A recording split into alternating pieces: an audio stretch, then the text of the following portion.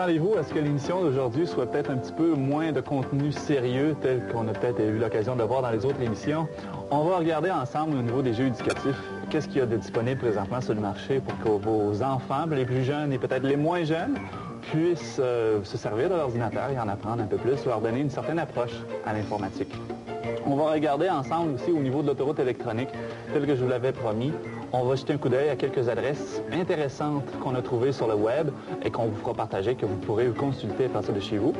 Et on va regarder au niveau un petit peu plus technique avec Claude, qu'en advient-il de la comparaison entre les différents modèles de processeurs qui sont disponibles présentement dans toutes les machines qu'il y a sur le marché. Je tiens à faire une mention cependant. Il y en a d'entre vous qui trouvent des fois que l'émission est peut-être un petit peu trop technique. Et à l'extrême, il y a des gens qui trouvent l'émission peut-être un petit peu trop simpliste. Ben, c'est qu'il faut faire attention parce qu'il est quand même difficile de rejoindre tout le monde dans le domaine de l'informatique. Nous, notre but n'est pas vraiment de répondre aux questions des gens qui se connaissent nécessairement depuis des années. On tient à peut-être donner une approche qui touchera et les plus connaisseurs et les moins connaisseurs. Fait que c'est pourquoi, entre autres, dans les prochaines émissions, on va toucher au domaine de l'animation en 3 dimensions par ordinateur. Aujourd'hui, on touche des choses un petit peu plus de bas âge, un peu plus facile. J'aimerais présenter François. François, je vois que tu es en train de t'amuser. J'aimerais ça que tu nous fasses partager un petit peu ce que tu as pour nous cette semaine. Oui, je retombe en enfance. Je m'amuse avec le logiciel éducatif Adibou, qui est quand même un très bon logiciel éducatif. Oui. Il s'adresse surtout aux enfants d'environ 4 à 7 ans. C'est certain que c'est parfait pour ces enfants-là parce que ça apprend le maniement de la souris tout en s'amusant. C'est très, très visuel, très sonore aussi comme environnement. Bien sûr, c'est sur disque compact uniquement parce que pour avoir autant d'animation et de voix, ça prend de la place. Qu'est-ce qu'on fait lorsqu'on travaille, lorsqu'on s'amuse avec ce jeu-là? Mais Adibou, d'abord, c'est un environnement de base. Oui. C'est que vous avez, bon, on voit ici une maison, une petite école, on voit plein de gadgets. L'enfant, partout il va cliquer, il va se passer quelque chose. Comme si je clique sur la fusée, bon, on va décoller. Donc l'enfant, il ne se bute pas à des cliquages qui mènent nulle part. Il se passe toujours quelque chose. Et il y a des jeux comme là, j'ai cliqué sur la fusée, je vais arriver sur un éternel jeu de casse-tête, puis évidemment bien apprécié des enfants de cet âge-là. On n'a pas juste des jeux de casse-tête, on va avoir des jeux du type, on peut avoir de la peinture à numéros, des petites chansons, et ton exemple ici, c'est Monsieur Patate. Ça rappelle là, le jeu vraiment Monsieur Patate qu'on avait quand on était jeune, avec une phase qu'on peut changer. J'ai sauté cette étape-là. On peut vraiment tout changer les composantes du personnage.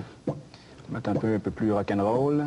Coupe de cheveux. Ah oui, ça a de l'allure. Bon, et on peut tout le temps avoir des jeux, comme ici on peut avoir un jeu de comparaison entre 2 bonhommes, etc. On a aussi un côté plus éducatif, parce que ça, c'est vraiment l'environnement là, plaisant pour l'enfant. Il peut aussi apprendre tout en s'amusant. On a 2 types d'exercices. Quand on rentre dans l'école, on a les exercices de type calcul ou lecture. On va aller voir le calcul. On peut remarquer qu'on est rendu à une espèce de cirque, une foire. Partout où je clique, on voit la main à pointe avec un doigt, c'est-à-dire que je peux accéder à cet exercice-là. Les scores au stand de fléchettes.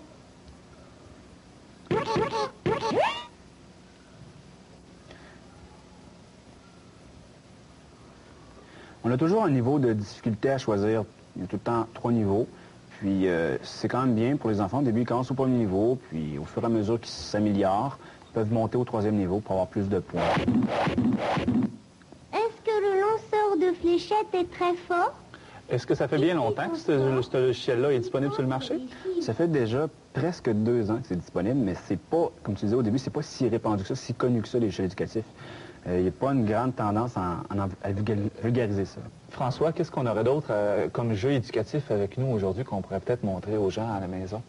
On va regarder brièvement la série Triple Play Plus. C'est une série pour apprendre les différentes langues, c'est-à-dire l'anglais, le français, l'espagnol, l'italien, le japonais. Il y a beaucoup de modules. Là, on a le module anglais. Une petite note, par exemple, c'est que vu que c'est fait aux États-Unis, ça s'adresse à des enfants, mettons, anglais. Mais je trouve que c'est quand même bien pour apprendre l'anglais pour des petits francophones comme nous autres. Sauf s'il y a une supervision, surtout des parents, là, c'est quand même, ça vaut la peine. Puis le micro que tu as avec toi, c'est pour communiquer avec l'ordinateur? Oui, l'ordinateur, il fait une reconnaissance vocale de tout ce que je vais dire. C'est fourni avec le logiciel. Mettons, on va faire un exemple. On va cliquer sur la banane. Oui. Banana. On entend le son, à mon tour. Banana. Il l'a pris. On va essayer de voir que si je dis n'importe quoi, que ça ne marche pas. Banana. Apple. Bon, on voit Il que l'a ça marche. refusé. Il l'a refusé. Puis si tu vas chercher, as-tu une pomme quelque part ou Elle est un autre là. fruit qu'on pourrait regarder? Apple. Apple. Il l'a pris. On va chercher, je sais pas, carrot. Carrot. Carrot.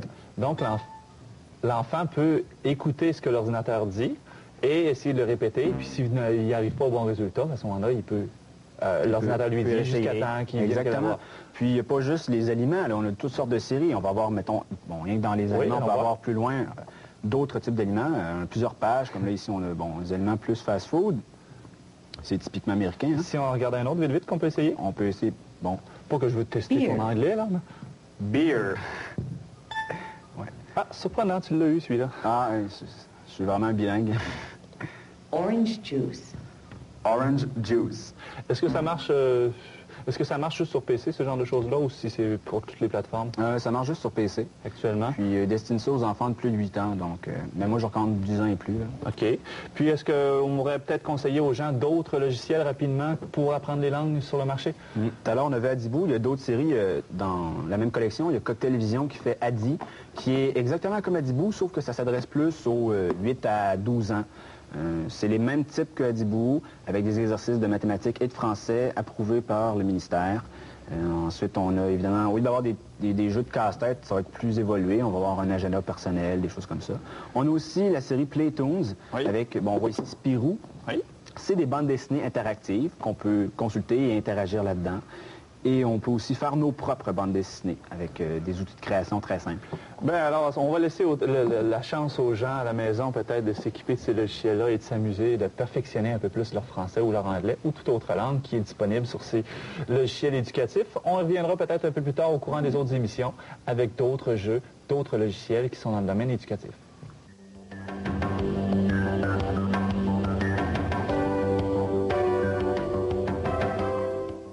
On a eu l'occasion dans le passé de travailler beaucoup avec les processeurs de la famille Intel, que ce soit les 386, 486 ou même les processeurs Pentium. On sait qu'il y a bientôt, qu'il a été annoncé récemment les nouveaux processeurs Pentium Pro. On y reviendra dans des prochaines émissions. Mais on veut peut-être trouver un moyen de comparer ces différents processeurs-là avec les nouveaux processeurs qu'on a vus apparaître récemment dans la famille IBM. On pense au PowerPC et qui sont d'ailleurs utilisés maintenant chez la plateforme Macintosh. J'espère d'ailleurs qu'on en aura la chance de faire des tests sur ce type de plateforme-là bientôt. Claude, j'aimerais que tu me dises s'il est possible de comparer un peu la puissance de ces différents systèmes-là pour avoir une idée de comparaison. Ben voici, Patrick, c'est pas nécessairement facile, mais avec les techniques d'aujourd'hui, on est quand même capable d'avoir quelques résultats qui peuvent nous donner des indications. Par exemple, on sait qu'il n'y a pas vraiment un système d'exploitation commun à ces machines-là. Non. Donc, il faut essayer de trouver quelque chose, des logiciels qui tournent sur différentes plateformes pour être capable de voir si on n'est pas capable de trouver des points de comparaison. Alors, on a pris les PowerPC, puis on a mis dessus Windows NT. On a mis Windows NT sur un Pentium 133. On a mis Windows 95 sur un Pentium 133 aussi. Puis on a mis le système 7.5 sur Macintosh, sur les Power Mac.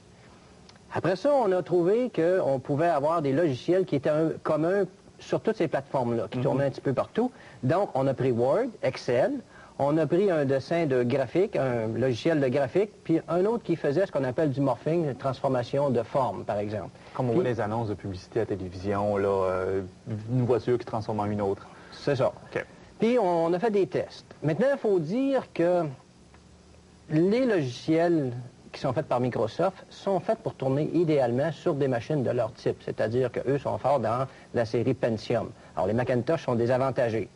Si on regarde les graphiques, en général, les graphiques, eux, sont faits pour tourner beaucoup mieux sur des machines de type Macintosh. Donc, si on fait du graphique, c'est les Macintosh qui sont avantagés, bien sûr.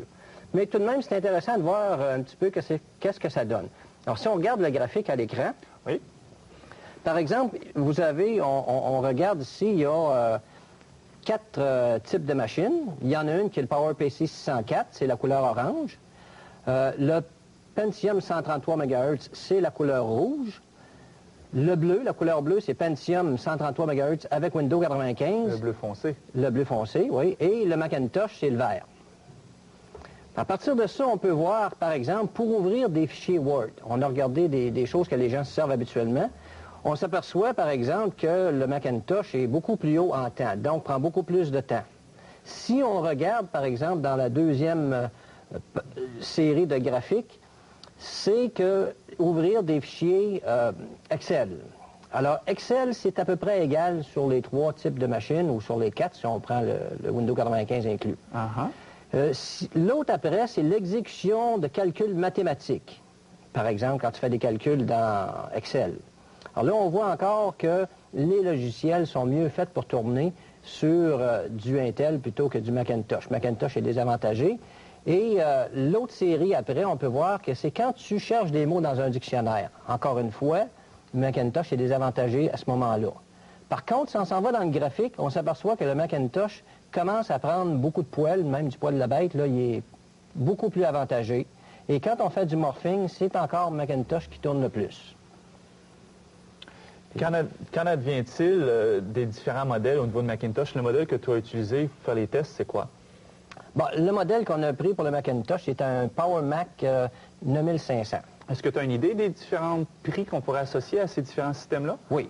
Si on parle de Pentium, par exemple, de Intel, c'est de 4 à 5 000 $. Les Macintosh et PowerPC, c'est d'environ 8 à 9 000 $. Est-ce qu'il est raisonnable de croire que dans l'avenir, ces technologies-là vont s'installer face à la compétition ou c'est entre autres Windows 95? Bon. Là, il faut rentrer dans ce qu'on appelle les diverses techniques de mise en marché de ces compagnies-là, puis tout ça. Alors, Patrick, on sait très bien que tous les produits ont ce qu'on appelle un cycle de vie. Alors, on peut voir à l'écran le cycle de vie d'un produit. C'est le début, il n'y en a pas beaucoup, ça monte, ça fléchit et ça redescend les ventes d'un produit. Alors, on sait que les produits actuels, les produits de type Intel, sont rendus vers l'apogée et ils vont redescendre au point de vue unité de vente. Alors, les compagnies, eux, utilisent des techniques qui permettent, lorsqu'un produit s'en va vers la fin de son cycle de vie, d'amorcer un nouveau produit qui va remplacer l'autre et toujours un autre produit qui va remplacer l'autre. Alors, IBM et Macintosh misent sur le déclin des machines Intel et ils espèrent que ce sont eux qui vont produire la prochaine génération de machines qui va rentrer sur le marché. Est-ce que tu as une idée, Claude, pourquoi Microsoft a mis autant d'argent dans la mise en marché de leurs produits Windows 95 comme on a vu récemment? Question intéressante. C'est là aussi une question de mise en marché. Tu sais, au début, que les premiers traitements de texte, on avait WordStar, par exemple. WordStar, on dit, j'ai pas besoin de mettre d'argent dans le marketing. Ils ont évolué leur traitement de texte et finalement, c'est WordPerfect qui a pris le marché. On a vu la même chose avec VisiCalc, par exemple, qui a été remplacé par Lotus.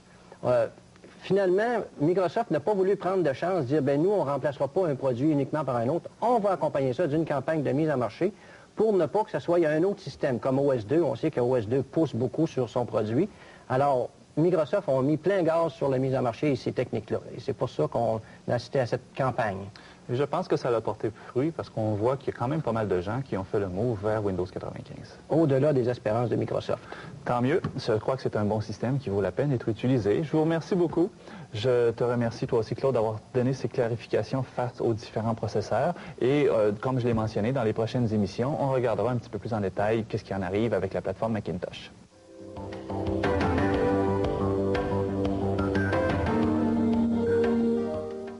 Pour ceux d'entre vous qui sont déjà branchés sur l'Internet et qui se demandent un petit peu qu'est-ce qu'il y a d'autre que le web, le World Wide Web, de disponible sur l'autoroute électronique, j'ai avec moi André qui a le plaisir de nous donner quelques renseignements sur ce qu'on appelle les Usenet.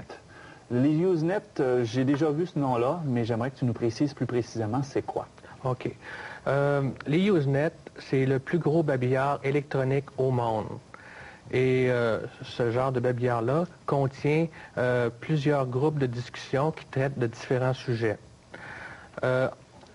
Usenet a pris naissance en 1979 Et à ce moment-là, il y avait quelques groupes de discussion. C'est pas quelque chose qui date d'hier, ça date déjà depuis un certain temps. Oui, parce qu'aujourd'hui, 16 ans plus tard, on est rendu à peu près à 13 000 groupes de discussion.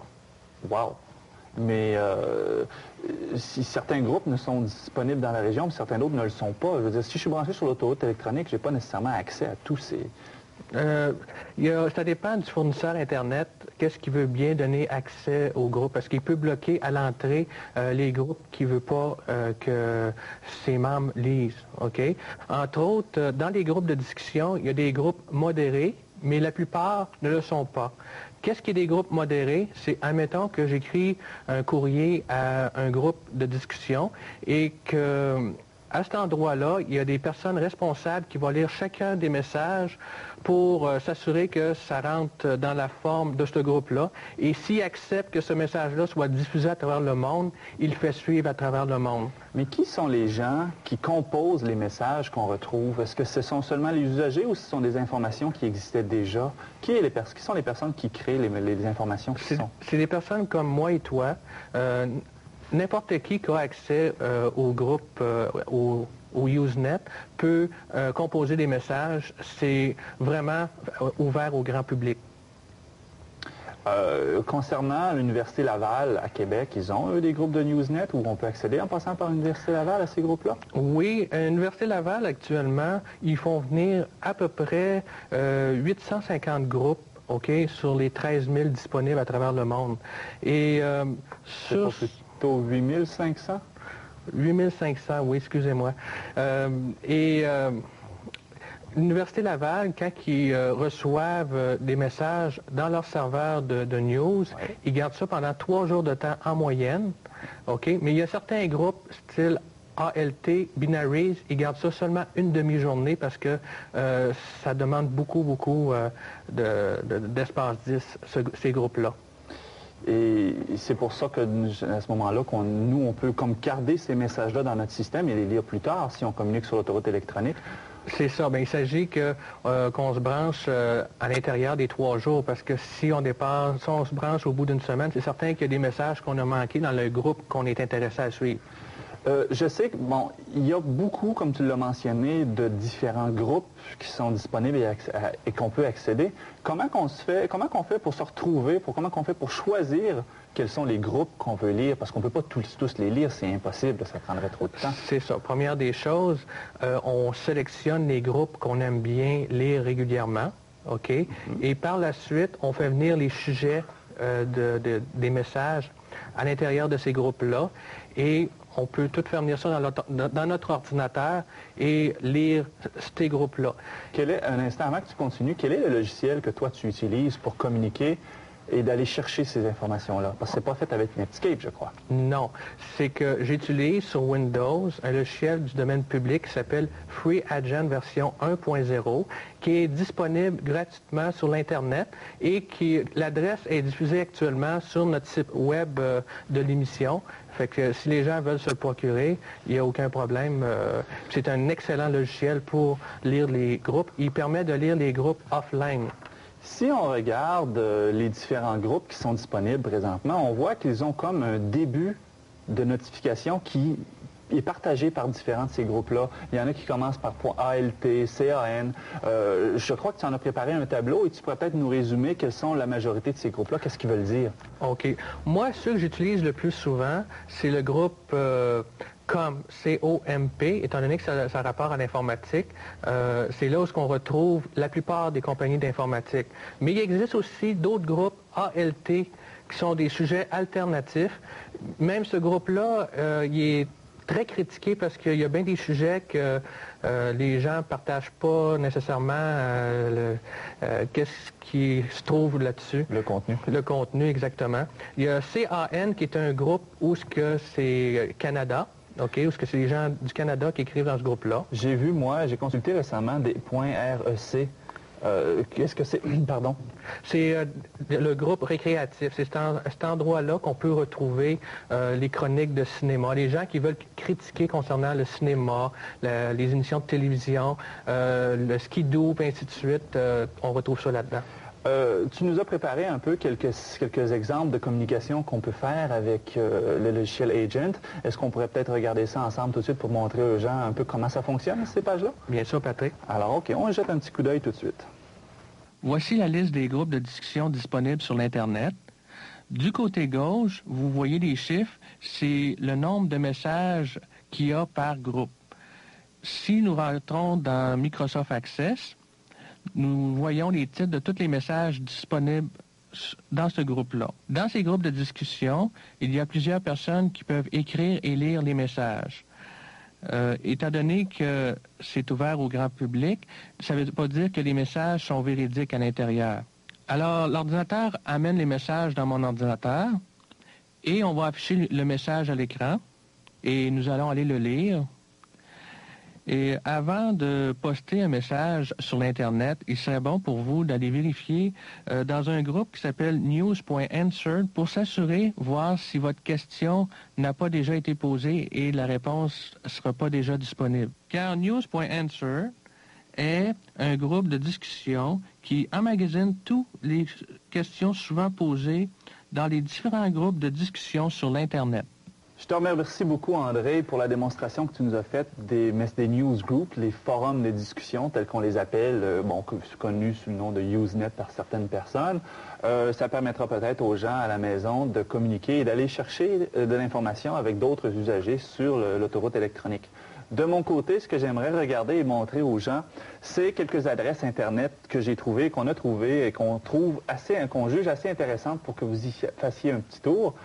Ne vous cassez pas la tête avec de prendre en note les adresses telles qu'on va les utiliser dans la démonstration. On les résumera à la fin de l'émission pour que vous pouvez à ce moment-là les prendre en note tout en même temps. La première que je veux vous parler, c'est que sur l'autoroute électronique, il y a souvent un problème, c'est que les gens se plaignent que les sites sont seulement qu'en anglais. J'ai trouvé sur l'autoroute électronique un site où est-ce qu'il propose uniquement des pages en français, et ce, dans tous les domaines. La façon d'y accéder, je suis passé par RIQ, qui est un fournisseur de la région de Québec. Je suis allé dans leur page d'information sur des sites déjà existants, et j'ai sélectionné une de leurs stations affiliées qui s'appelle Service Internet de l'Estuaire. Et chez ce fournisseur-là, qui je crois est à Rimouski, je suis tombé sur une page qui s'appelle Site intéressant. Après avoir été dans cette page Site intéressant-là, j'ai trouvé l'adresse d'une page qui propose les sites Internet en français. Alors, allons jeter un petit coup d'œil tout de suite. L'adresse de ce fournisseur-là est maintenant affichée dans le haut de mon programme Netscape. Et je vois ici que j'ai des sujets dans lesquels je peux aller demander des informations supplémentaires. Alors, ce qui m'intéresse de regarder en premier, c'est au niveau du sport. Alors, je vais aller chercher ici qu'est-ce qu'il y a de disponible dans le sport. Je vois que j'ai plusieurs sites. Chaque fois qu'il y a un site, un nom qui est souligné, ce sont des informations que je peux aller chercher, des adresses Internet que je peux directement consulter. On peut avoir des informations sur le basketball en France dans ce cas-là. Ensuite, qu'est-ce qu'on peut avoir comme information? J'ai ici les résultats sportifs de différentes disciplines et une qui m'intéresse en particulier, qui est le championnat du monde de Formule 1. Alors, allons voir qu'est-ce qu'il y a de disponible là-dedans.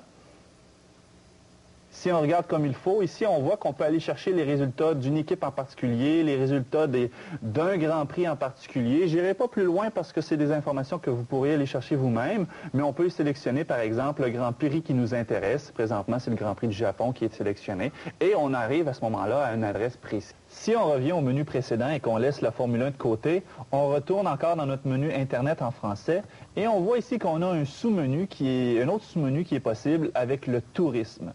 Alors, je sélectionne cette option-là. Le logiciel communique avec le fournisseur et le fournisseur me donne les différentes adresses qui ont rapport au tourisme, que ce soit par rapport au Canada. Ici, on peut aller consulter, par exemple, qu'est-ce qui se passe dans l'île du Prince-Édouard. On peut aller voir dans les provinces de l'Atlantique.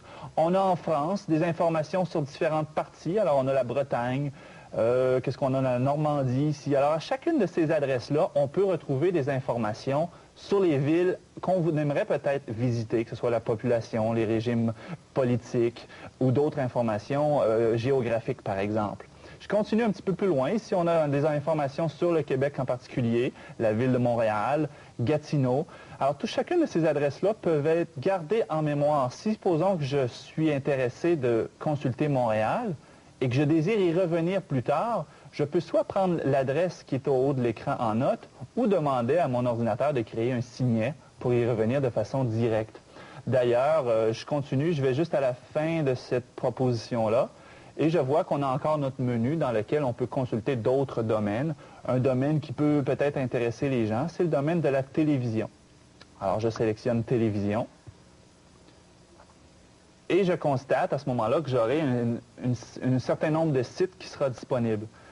J'aimerais vous montrer aussi une autre adresse qui est assez importante. C'est l'adresse d'une revue informatique qui s'appelle Branchez-vous. À cette adresse-là, qu'est-ce qu'on retrouve? C'est un journal qui est informatique, qui est mis à jour et qui donne des informations sur différents sites qui sont fait leur apparition au courant de la semaine sur l'Internet. Et si vous aimez naviguer sur l'Internet, à ce moment-là, allez faire un tour à cet endroit-là. Vous trouverez probablement une couple d'informations qui sont assez intéressantes, que ce soit au niveau des nouvelles stations de télévision. Comme j'ai appris par exemple là-dessus que la Société Radio-Canada à Montréal avait maintenant sa page web qu'on pouvait consulter. J'ai appris entre autres là-dessus que le Tourisme Québec a mis sur papier, sur informatique, les informations concernant les régions touristiques du Québec. Alors, je vous suggère d'aller jeter un petit coup d'œil. L'adresse est branchez-vous.com et ensuite, vous pouvez aller dans les sous-menus. Cette page est mise à jour généralement à toutes les semaines et on peut retrouver au moins une trentaine de sites nouveaux à chaque fois. Alors, je vous remercie beaucoup. Je vous invite de rester avec nous et de passer à la prochaine capsule.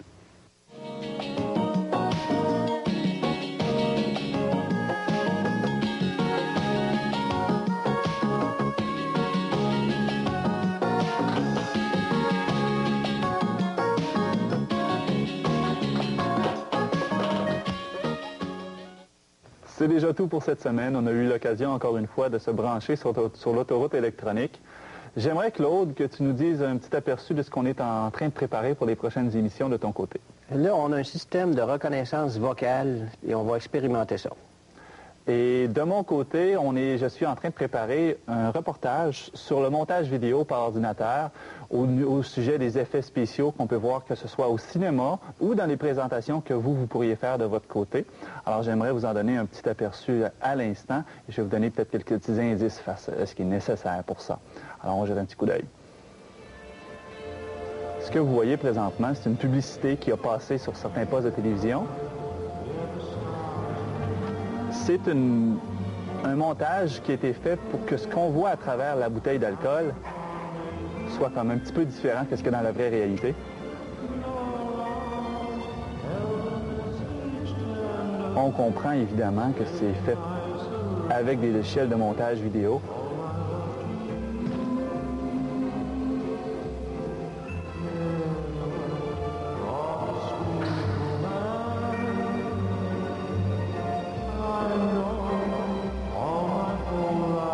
Dans ce cas-ci, ça a été fait avec Softimage, mais évidemment, il y a d'autres logiciels qui sont disponibles qui roulent sur Windows. On pense entre autres à Adobe Premiere et à tout autre logiciel de métamorphose.